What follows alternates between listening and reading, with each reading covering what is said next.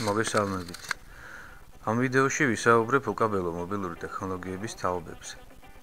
ყოველი ახალი თაობის უკაბელო ქსელები ჩვენთვის უფრო სწრაფ სიჩქარესა და დამატებით ფუნქციონალს უზრუნველყოფს.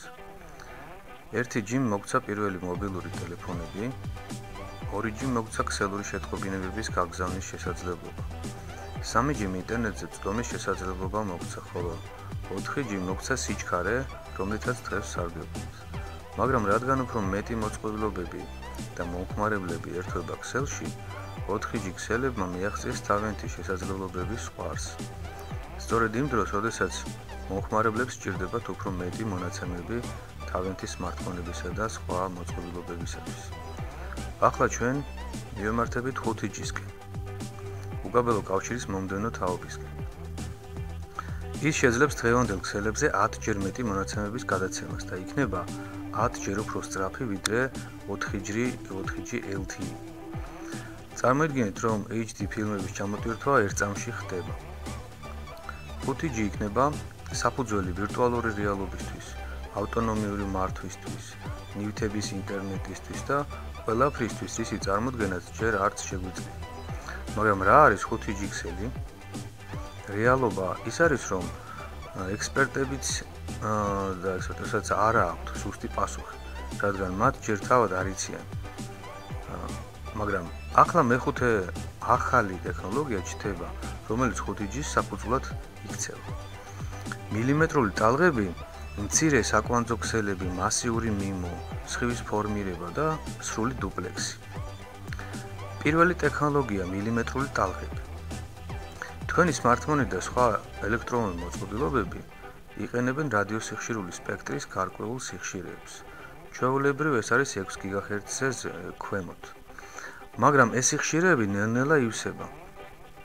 ოპერატორებს შეუძლიათ მხოლოდ შეზღუდული რაოდენობის მონაცემების გადაცემა ერთი და იმავე რადიოსიხშირულ სპექტრზე. როცა უფრო მეტი მოწყობილობა ჩაერთვება ქსელში, სერვისი ნელდება და უფრო ხშირად ხდება კავშირის დაკარგვა. გამოსავალი არის ახალი სივრცის გახსნა. მკვლევარები ექსპერიმენტებს ატარებენ მოკლე მილიმეტრული ტალღების გადაცემაზე, რომლებიც 30-დან 300 GHz-ის ფარგლებში მდებარეობს. ეს სპექტრის ნაწილი აქამდე არასდროს ყოფილა გამოყენებული მობილური მოწყობილობებისთვის და მისი გახსნა მეტი სიხშირის ათვისების საშუალებას გვაძლევს. მაგრამ ერთი პრობლემა არსებობს. მილიმეტრული ტალღები ვერ გადიან შენობებზე ან სხვა დაბრკოლებებზე. მათში თანთქავენ მცენარეები და წვიმა. ამ პრობლემის გადასაჭრელად საჭიროა მეორე ტექნოლოგია, რომელსაც ქვია მცირე საკვანძო ქსელები. დღევანდელი უკაბელო ქსელები ეყრდნობა დიდი, მაღალი სიმძლავრის ანძებს, რომლებიც სიგნალს დიდ მანძილზე გადასცემენ. მაგრამ მილიმეტრულ ტალღებს უჭირთ დაბრკოლებების გადალახვა, რაც იმას ნიშნავს, რომ თუ ერთის უკან დადგებით, დაკარგავთ სიგნალს. მცირე საკვანძო ქსელები ამ პრობლემას გადაწყვეტენ, რადგან ისინი იყენებენ დაბალი სიმძლავრის ათასობით მინი ბაზის სადგურს. ეს ბაზის სადგურები ტრადიციულ ანძებთან შედარებით ბევრად უფრო ახლოს იქნებიან ერთმანეთთან და ქმნიან ერთგვარ სიგნალის გადაცემის ჯაჭვს დაბრკოლებების გარშემო. ეს განსაკუთრებით სასარგებლო იქნება ქალაქებში, სადაც მომხმარებლის მოწყობილობა ავტომატურად გადაერთვება ახალ სადგურზე, რომელიც უკეთეს დიაპაზონშია და სიგნალს შეინარჩუნებს. მესამე ტექნოლოგია მასიური მიმო.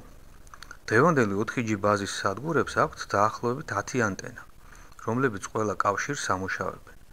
მაგრამ მასიური მიმოს ბაზის სადგურებს შეუძლიათ მხარი დაუჭირონ 100 ან მეტ ანტენას.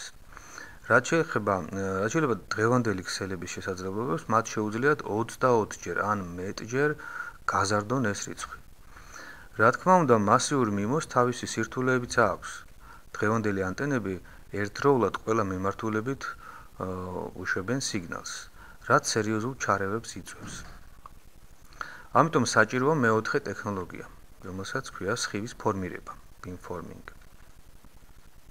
სხივის ფორმირება არის ერთგვარი სიგნალის მართვის სისტემა ქსელებისთვის. ნაცვლად იმისა, რომ სიგნალი ყველა მიმართულებით გავუშვათ, ეს ტექნოლოგია საშუალებას აძლევს ბაზის სადგურებს სიგნალი პირდაპირ ერთი კონკრეტული მომხმარებლისაკენ მიმართოს.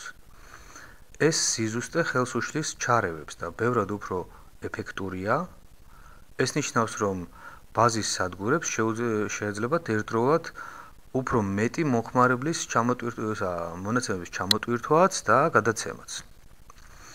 მეხუთე ტექნოლოგია ეს არის სრული დუპლექსი, full duplex.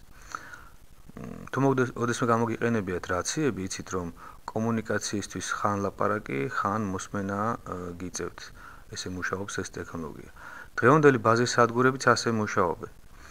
ან სიგნალს გაგზავნიან, ან იღებენ. მაგრამ სრული დუპლექსი ამ ტენდენციას ცვლის. მკვლევარებმა შექმნეს სწრაფი გადამრთველები, რომლებიც აჩერებენ უკან მიმავალ ტალღებს, რაც სიგნალებს საშუალებას აძლევს ერთდროულად ორივე მიმართულებით იარონ, ისე რომ ჩარევა არ მოხდეს. ამ ტექნოლოგიების ჩამოყალიბება კიდევ დიდ დროს მოითხოვს, მაგრამ თუ ექსპერტები ამას წარმატებით შეძლებენ, 5G სრული მომსახურება უახლოეს პერიოდში გვექნება თავისი სრული შესაძლებლობებით. მადლობა ყურადღებისთვის.